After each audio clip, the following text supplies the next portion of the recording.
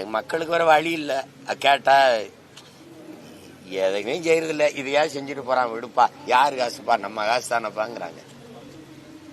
இது ஒரு கொடுமை தான். நம்ம இப்படி கேட்போம், 10 லட்சம் கோடி கடன் ஆயிருக்குது, 10 லட்சம் கோடி. இந்த 10 லட்சம் கோடியில நிறைவேற்றப்பட்ட ஏதாவது ஒரு நலத்திட்டம் சொல்ல சொல்லுங்க இந்த அரச. தம்பி, ஒரே ஒரு நலத்திட்டம். நல்ல கல்வியை கொடுத்துட்டேன், சரியா சமமா தரமா எல்லாருக்கும் கொடுத்துட்டேன். இல்ல பயணிக்க நல்ல பாதை, அருமையான போக்குவரத்தை கொடுத்துட்டேன், தடையற்ற மின்சாரம் கொடுத்துட்டேன், தூய குடிநீர் எல்லாருக்கும் கிடைக்கும்படி செஞ்சுட்டேன், உயர்ந்த மருத்துவத்தை, உயிர்காக்கும் மருத்துவத்தை உலகத்தரத்துக்கு கொடுத்துட்டேன். அப்படி ஏதாவது இந்த அரசு சொல்லிக்கிற முடியுமா? போக்குவரத்து துறைக்கு 1 லட்சம் கோடிக்கு மேல கடன், மின்துறைக்கு 1 லட்சம் 1.5 லட்சம் கோடிக்கு மேல கடன். இவ்வளவு கடன் இருந்தும் மின் கட்டணம் உயருது, சொத்து வரி உயருது. இங்கிட்ட இலவச மின்சாரம், மின் கட்டணம் உயர்வு. இங்க இலவச பஸ் பாஸ், அங்க பஸ் கட்டணம் உயர்வு. யாரா நீங்கெல்லாம்? என்ன மாதிரி ஆட்சி முறை இது? எப்படி எப்படி? எங்க அம்மா பக்கத்தில் இருப்பாங்க, இவங்களுக்கு இலவசம், மகன் எனக்கு காசு. எங்க அம்மாவுக்கு இலவசம், இந்த காசை சேர்த்து மகன்கிட்ட வாங்கிடுறது. எப்படி இருக்கு? பேருந்துல பெண்களுக்கு இலவச பஸ் பாஸ் வச்சுக்கிறீங்க, அந்த காசை யார்கிட்ட எடுக்கிற? என்கிட்ட எடுத்துற, எங்க அப்பாட்ட எடுத்துற, இல்ல எங்க அண்ணன்ட்ட எடுத்துற. கேடுகட்ட கேவலங்கட்ட ஆட்சி முறையை செஞ்சுக்கிட்டு இத சாதனை. எவனா தேர்தல் வர்றதுக்கு முன்னாடி ஏன்டா எங்க மேல அக்கறையே வர மாட்டேங்குது? நீ என்ன வேணாலும் தேர்தல் வரும்போது ஒரு பாசம் வரும் பாருங்க, எங்கிட்ட இருந்தா பொத்துக்கிட்டு வரும் தெரியாது. ஏன்னா தம்பி, ஐயோ, இதே நிலையில பல பெண்களுக்கு கிடைக்கிற திரும்ப நாங்க விண்ணப்பிக்கலாம், அதாவது மாடி வீடு இருக்கவங்களுக்குலாம் அந்த காசு போகுது, வாடகை வீட்டுல வரல அப்படிங்கிற ஒரு குற்றச்சாட்டு அதிகமா பெண்கள் வைக்கிறாங்க. நான் அவமானப்படுறேன், நான் வெட்கப்படுறேன், வேதனைப்படுறேன். இப்படிப்பட்ட இனத்துல, பெருமைக்குரிய என் இனத்துல என் தாய்களெல்லாம் இப்படி நிறுத்திடுச்சே இந்த திராவிட கட்சிகள் ஆட்சிகள்னு நான் வெட்கப்படுறேன், நான் வேதனைப்படுறேன். என்ன செய்யறது சொல்லுங்க? எங்க அம்மா 1000 ரூபாய்க்கு கையேந்திரத எந்த தன்மானமிக்க தமிழ் மகன் ஏற்பான் சொல்லுங்க? எந்த தாய்? என் தாய் 1000 ரூபாய்க்கு வரிசையில் நிக்கிறா. அதுலயும் ஒரு அம்மாலாம் காலையில சாயந்தரம் வரைக்கும் காத்திருக்கிற அமைச்சர் 1000 ரூபாய்க்கு கொடுத்துட்டு.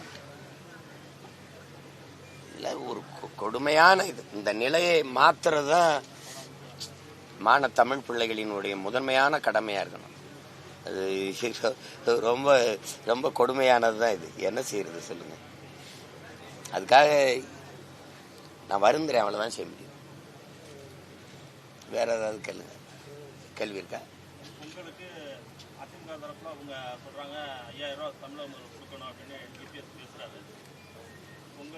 இந்த வேடிக்கை இது ஒரு பட்டிமன்றம். இது இவங்க ஆட்சியில் இருக்கும்போது ஐயா ஸ்டாலின் 2500 ரூபா கொடுத்த கணக்கு வேற சரியா சொல்லுவாப்ல.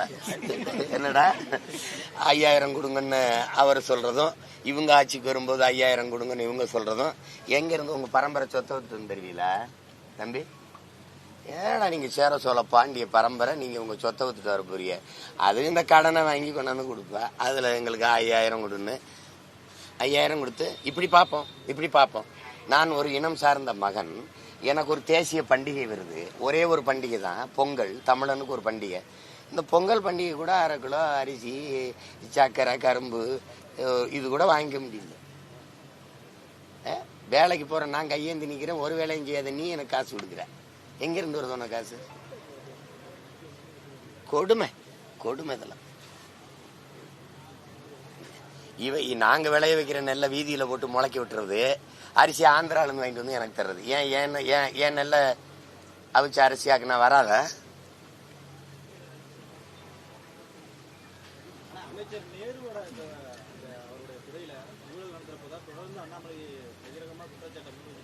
இல்ல, ஐயாவுடைய துறையில நான் ஏற்கிறேன். ஐயாவோட துறையில மட்டும்தான் ஊழல்னு சொல்றத நான் எதிர்க்கிறேன். எந்த அமைச்சர் துறையில இல்ல.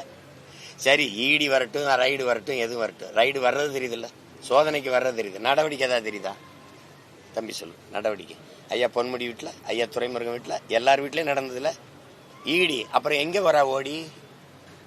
என்ன டாடி மோடியை பார்த்தோன்னு முடிஞ்சிருது.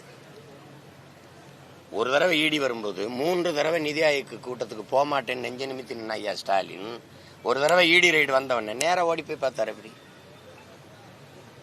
நீங்க வர்ற தெரியுது, சோதனைக்கு வர்ற தெரியுது, சோதிச்சு என்ன தகவல் அது வெளியில வரல, நடவடிக்கை தெரியலையே. சோதனை பண்ணி ஆதாரங்கள் இருக்கு, நீங்க வழக்கு பதிவு செய்யுங்கன்னு தமிழக அரசுக்கு டிஜிபிக்கு உத்தரவு போடுறாங்க. அப்படி இருந்தும் தமிழக அரசு இப்போ வரைக்கும் வழக்கு பதிவு பண்ணல அப்படின்றது மீண்டும் அண்ணாமலை நேற்று. அவ்வளவு நேர்மையும் நீங்க தமிழ்நாட்டு அரசு கிட்ட எதிர்பார்க்குறீங்க இல்ல? நீங்க தமிழ்நாட்டில் தான் இருக்கீங்களா? என்னது இதெல்லாம்? என்னடா தங்கச்சி இதெல்லாம்? இவ்வளவு நகைச்சுவை உங்களுக்கு கூடாது தம்பி. அவ்வளவுலாம் நீங்க பேசக்கூடாது. வேற